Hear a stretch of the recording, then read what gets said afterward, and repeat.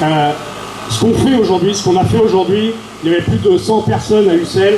100 personnes à Ussel, c'est pas rien, donc je pense qu'on peut applaudir les camarades de la Haute-Corrèze qui se sont mobilisés. On est aujourd'hui plus de 500 ici aujourd'hui, à peu près, hein, c'est les chiffres de l'UL de Brive, donc je vous fais confiance à l'UL de Brive pour donner les bons chiffres.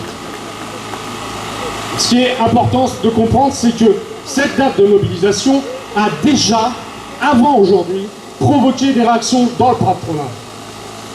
Dans plusieurs entreprises, j'étais assez surpris des camarades qui m'ont fait remonter, et je l'ai subi entre guillemets, je l'ai vérifié dans mon entreprise à moi. Les patrons ont été voir les délégués syndicaux en leur disant « il faut qu'on revoie les NAO. Il va falloir qu'on regarde les NAO. » On a un camarade qui travaille, pour ceux qui connaissent Pierre Gourmand, à Biars. Pour la première fois de sa vie, le camarade va voir le taulier. Pour la première fois de sa vie, le taulier va venir en réunion avec le DS CGT. Pas parce que le camarade est sympa, parce qu'il est sympa, mais parce que on a posé cette date du 29. Rien que le fait de poser la date du 29 a fait trembler le patronat. Pas assez, mais elle a fait trembler.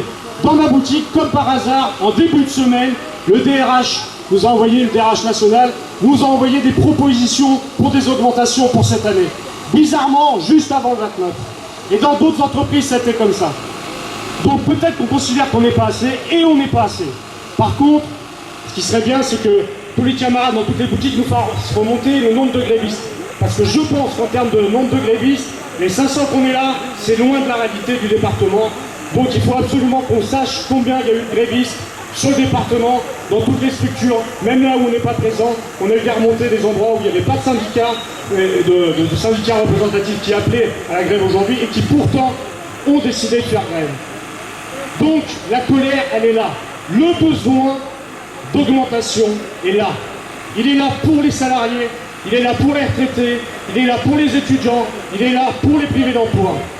Et cette question des salaires, elle est centrale. Elle est centrale, on a écouté le camarade retraité, parce que augmenter les salaires des actifs, c'est donner des moyens à la caisse de sécurité sociale pour les retraites, pour les privés d'emploi, pour les malades, etc., etc.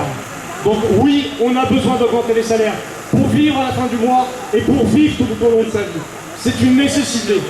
Et on nous fait croire, on nous laisse croire, on nous incite à croire que notre système de retraite serait au bord de l'asphyxie.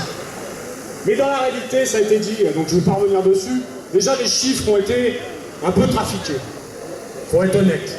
Alors les chiffres, c'est les chiffres. Mais quand vous prenez des bases de départ qui changent en cours, forcément, vous leur faites dire des choses qui ne sont pas tout à fait vraies. Par exemple, le taux de croissance de la productivité, alors je n'ai pas les chiffres en tête, mais je crois qu'il partait avant de 2%, là, bizarrement, ils l'ont mis qu'à 1%. Voilà.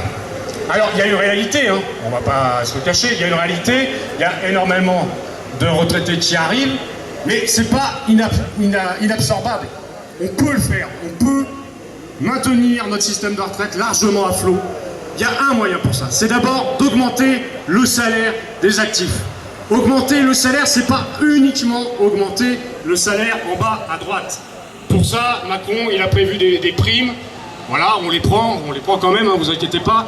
Mais c'est pas ce qu'on demande, et c'est pas ce qu'on veut, et c'est pas ce qui va permettre de vivre de répondre aux besoins tout au cours de la vie. Le salaire, c'est notre salaire en bas à droite, mais c'est surtout le salaire et les cotisations. Et les cotisations, elles ne sont pas patronales ou salariales. Dans la réalité, les cotisations, c'est juste un prélèvement sur la richesse que les salariés ont produite. C'est pas, je connais pas un seul patron qui va à la banque en disant bon bah excusez-moi, j'ai mal fait mes calculs, j'avais pas compté les cotisations dans le salaire, donc je suis déficitaire, faites-moi une ligne de crédit à mon compte et puis je vais aller payer les cotisations. C'est pas comme ça que ça marche. Voilà, c'est juste de la gestion. Quand on fait un coût de production, on tient compte du salaire dans son intégralité. Donc c'est nous qui payons ces cotisations. Et ces cotisations, elles servent à quoi? Elles servent à payer les pensions, qui en fait, enfin moi c'est ma vision des choses, n'est qu'un salaire socialisé.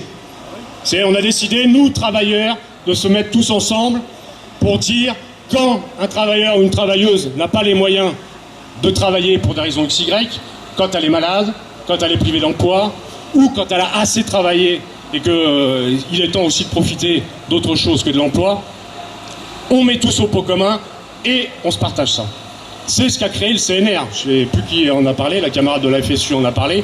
Le vrai CNR, celui de 45, enfin, qui doit être de 43 ou 44, mais en tout cas, le vrai CNR, pas le truc qui salit le nom du CNR, parce que c'est aussi une des habitudes des libéraux et du pouvoir, c'est de salir tous les termes.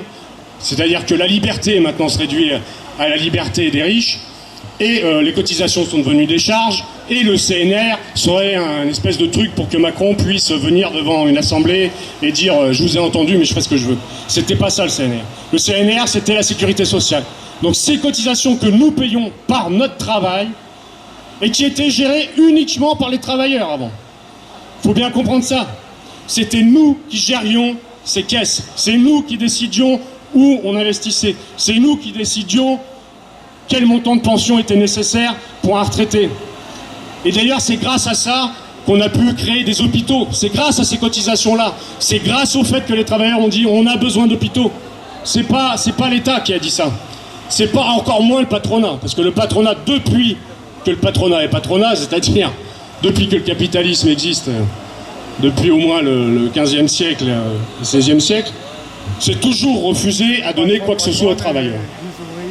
L'augmentation des salaires est donc une nécessité. La mise en place d'une véritable égalité salariale femmes-hommes ferait rentrer aussi des milliards dans les caisses de la sécurité sociale. Et, enfin, on ne peut quand même pas non plus se voiler la face.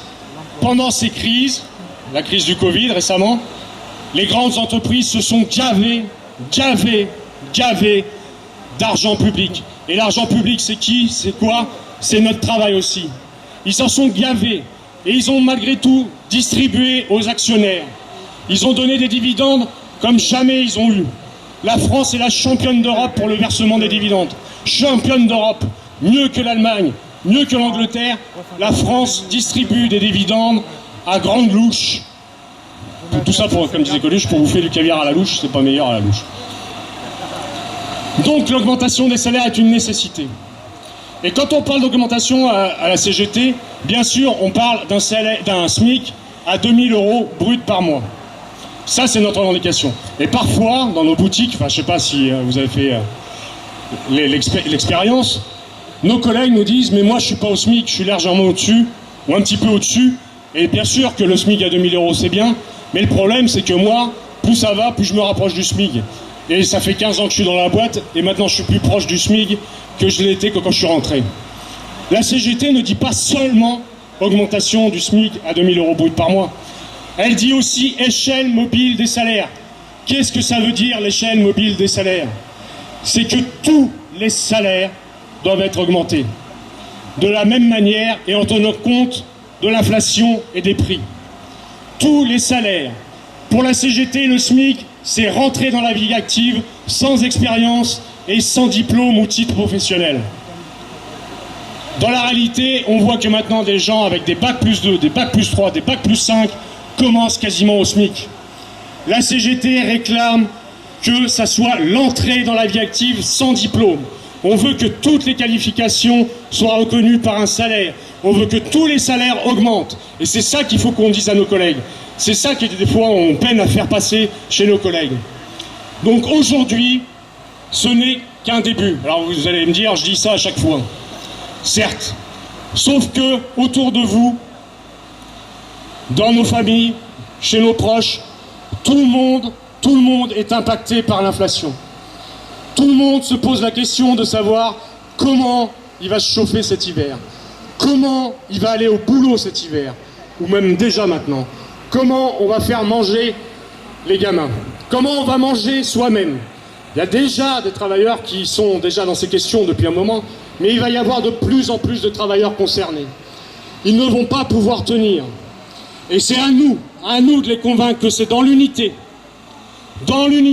tous les travailleurs, quels qu'ils soient, du public, du privé, associatif, peu importe son statut, parce que quand on gagne à un endroit, on gagne partout, on peut gagner des augmentations de salaire. Et on voit déjà qu'on peut les gagner. Il y a des boîtes où il y a des victoires sur les salaires. Donc si on est tous ensemble, unis, on va pouvoir gagner sur les salaires. Donc il faut qu'on soit prêt, qu'on soit disponible, qu'on aille discuter avec nos collègues, qu'on continue et on va mobiliser et on va réussir. On va gagner, on peut pas, on n'a pas le choix pour nous, pour nos vies, pour nos enfants, pour la planète, on n'a pas le choix. Alors on continue et on lâche rien.